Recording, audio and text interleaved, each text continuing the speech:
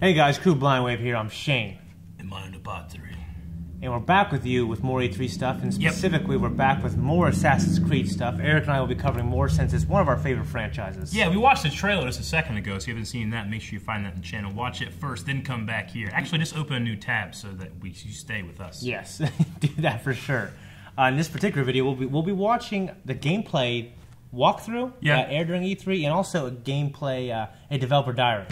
And we'll be discussing those. I'm always interested in that stuff because these teams always put a lot of effort into the research. Oh, the research for the historical accuracy of these things? I don't know how much historical accuracy you can get with something so far away as ancient Egypt. Well, I think a lot. Like, you know, I appreciate in the trailer they showed, you know, moving on the logs in the wet sand. Yeah. Constructing those big giant monuments. That was cool. Yeah, another interesting thing is like in Assassin's Creed, the very first one, when they're in Jerusalem, where the guy who was crippled in the Bible, there was these shallow little pools.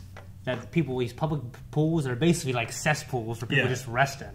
They had those around everywhere. I got one of those in my house. Like your bathtub. Anyways, guys, stick around.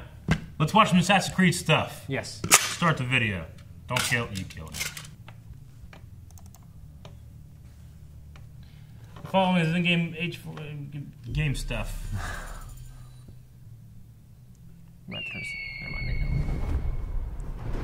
Oh, there's a goat. I'm gonna eat it. Look at those graphics. Hell yeah, dude. I heard this holds up very well in a post-Breath of the Wild type world. Looks fantastic. Because the climbing in Breath of the Wild is just amazing. Oh, what's that? Probably Middle East. Okay, so they're bringing back some frontier stuff. Not frontier, but you know what I mean. Look at that Egyptian, man. Yeah. Wow. So, the eagle's important? Siwa, my home, the sacred oasis. It's your hometown, I know that. I like his voice. Magi? Really? I didn't hear it. Oh, Magi, the last protector. Magi's the guys are fighting the mummy. Oh, yeah. Fraser. Yeah. It was among Magi.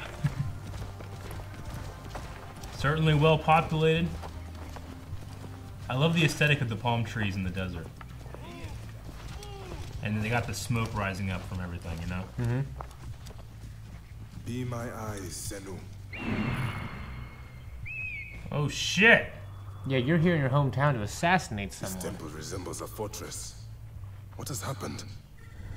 So you can send your bird as your bird avatar and fucking... Yeah, is that like your map? You can set waypoints and shit. Yep. There you are, Medunamon. That's a bad dude. No one wears that outfit. The next masked one on my list. Frieza. Now it is my turn to tip the balance of Anubis. I love the aesthetic. Oh, yeah. Is that a spear? That reminds me of Connor, the way you run. Yeah. He's got a shield? How often does an assassin have a shield? It's like the first fucking time, isn't it? I can't remember. I don't remember no fucking shield. Looks good. I haven't played Syndicate. That stuff will be hard to jump I around. haven't played Unity. Oh, it's a bow! Shit. Was there that slow-mo one? Because Breath of the Wild has that too. I think there was some slow-mo stuff-ish. In that grass, buddy. Is that your bird Better back there? be careful here.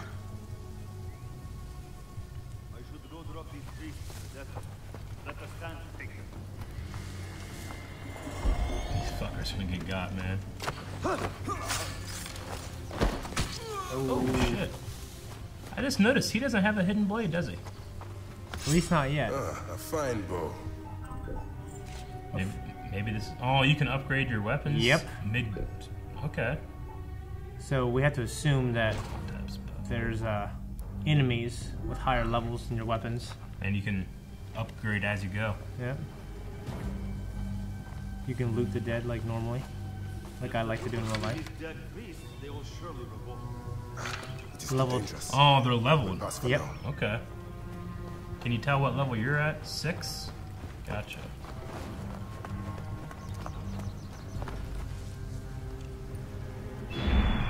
Guide me, Senu. So your bird just follows above you, and you can go up to it. It's kind of like a map. feature. Kind of, roost. yeah. Oh man, roost with holes is like the worst thing you can do when there's assassins walking around. Pretty much. Yeah, that's why we don't have any holes here. Hell no, man.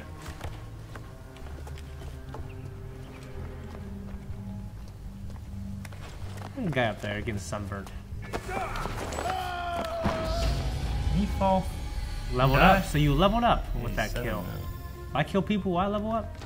I feel like you'd be really hurt if you wouldn't die from that height fall. Maybe he didn't just fall. I don't know. Oh. Was that a hidden You blade? will die, Medunamun. Oh. Look at the way you glide around. Yeah, combat is more like. See what is mine. Definitely looks harder. It's definitely different. Shield bash. I love the scimitar. Oh, I really love it now. Yep. Loot his ass. Fucking Cal Drogo. Finally. Oh. Oh, what the fuck? Did you just guide that arrow? Shit.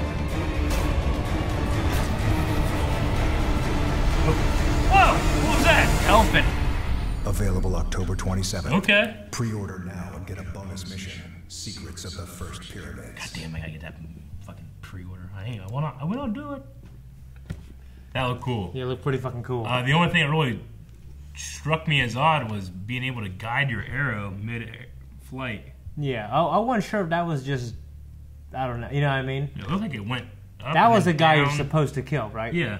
Yeah. So maybe because he was the final, because he was the target, when you aim correctly, it just did a cut, did a cutscene. You know what I mean? Okay. I don't know. I have no clue. Well, I mean, I guess you can communicate and look through the eyes of your bird, so Yeah. it's not too crazy to think that you can change a little bit of the. Well, in the arrow. trailer we saw, you were fighting this big ass fucking cobra. Yeah, big ass cobra. It looked like there was a big ass Egyptian god-like character. Yeah. Either way, it looked awesome, and I guess a new thing that we're getting is these RPG mechanics. Yeah, with being able to upgrade your weapons. And you have a level, and then you have enemies around you that are of higher levels Yeah. that you probably do not want to confront right away. Yeah. Which, I think that's where gamers want to go. It sounded to me like in the beginning he was called Magi, which the only Egyptian thing I know is from The Mummy with Brendan Fraser. Yeah. And there were Magi in that. Well, the Magi in the Bible, they brought the those guys. Okay. Some Pokemon named Magi or some shit, isn't there? I don't know. That's Magikarp. I'm interested. Like, I don't know. I wish I could be able to say like this is 4000 BC or something. I don't know. What would it be? I don't know. 3000. I don't know.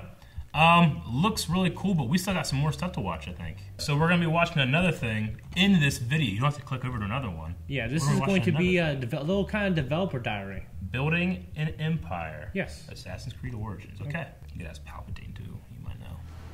Assassin's Creed Origins has been officially announced. That's and cool I'm shot. guessing you want more details? Me too. So I went to Ubisoft Montreal to get them. Oh, Montreal. The Origins team is made up of key members of the crew that brought Assassin's Creed 4 Black Flag to life. And when they set out to make this grand adventure, they knew they needed a setting to match their ambitions. Ancient Egypt. What we say history is our playground. Ancient Egypt is it's a romantic setting, it's a mystical setting. There's a lot of diversity in the landscape of Egypt, and that's why it's fascinating. And that's why it was also amazing and super inspiring for the team to create. Obviously, the first thing that comes to mind is pyramids. We're going to have that into the game. They're It's gold-plated, a no-brainer. Yep. But ancient Egypt is much more than ancient pyramids. So history is like a puzzle, right? My job and the way the team works is really to find out all these small details of this information. So what are the flowers, the trees that were back in Egypt? What were the animals? That's We what I try to appreciate. respect both the culture, the Egyptian culture, and to putting them into the game, and also having something that's interesting. How I actually saw ancient Egypt, first of all, in my imagination. I mean, you only see sands and sort of, pyramids, and it's really kind of dry. But actually, during that time, it was lush and, it was full of life. We have now the capacity from a technological standpoint to be able to create a massive countryside. You know, it's not a city, it's a whole country with many cities, many villages, many exotic landscapes. This is why we decided to remove the minimap, which is no we minimap. want you to enjoy and to actually experience the beautiful world we're bringing to you. You will have to play the game, to put some icons in the game, you know. Also the fact that we have a time of day that is systemic. We made sure that every single moment in the time of day is almost like a painting, you know. That's not something that is done. So it'll get dark, I guess. guess. It's not automatic, it's really crafted. The world is, I think, has never been so alive and so lush and so interesting. And I hope players will have a lot of hours of fun into Egypt with us. Okay, this is what I'm interested in, because that was definitely different. We started by saying we're in Egypt, which meant large landscapes, which meant vehicles like animals, like chariots, camels. All of this, we felt we needed to make sure that all of this worked within the combat system. So naturally, we start talking about ranged combat, using the bow, using throwable weapons. We allow the fight to be way more responsive, way more dynamic, so that the player can really play the way they want. In previous ACs, when you attack, the hero and the enemy came together, no matter the distance, effectively. This is gone now.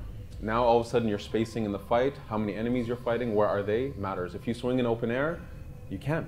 And you could screw yourself over by doing that. In melee combat, we have a lot of different types of weapons. We've got maces, swords, axes, shields. You know, the reach of your weapon matters. The stats of your weapon matter. So you have to really judge your position in the fight, mixed in with the length of your weapon, the speed of your weapon, the positions of the enemies.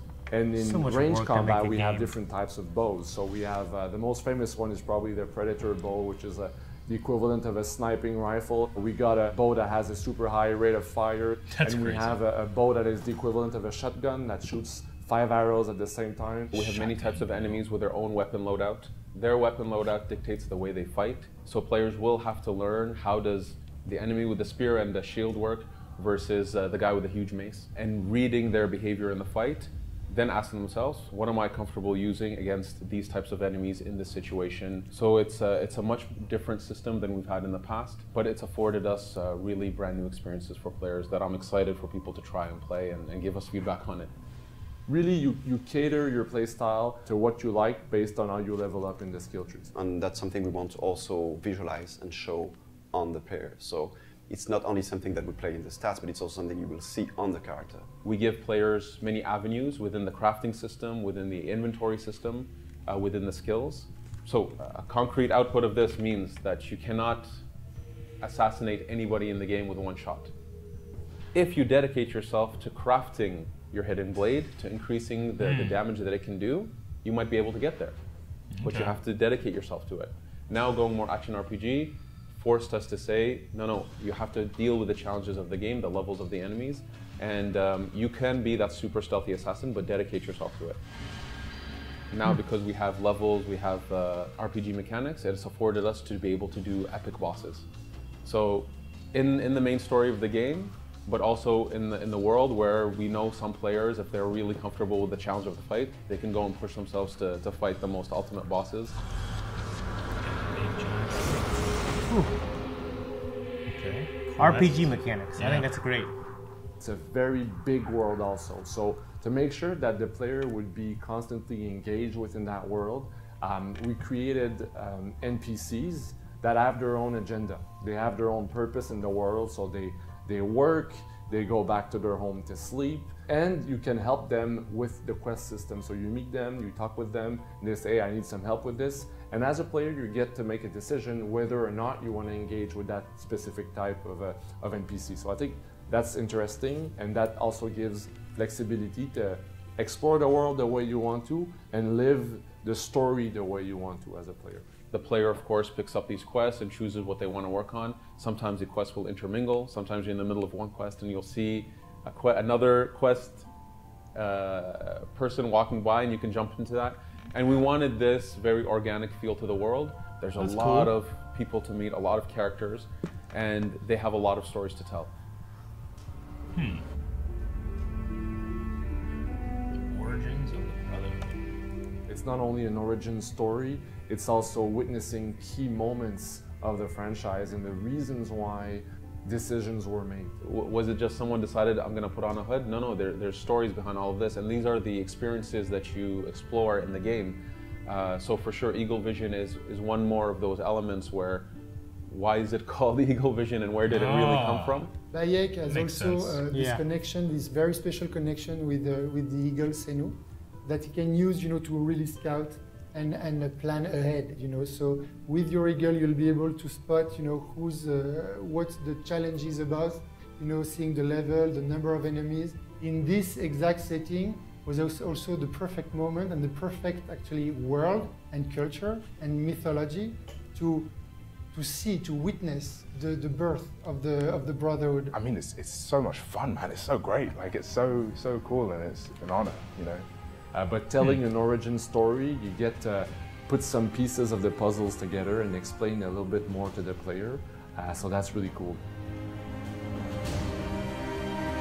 All right, cool. Yeah.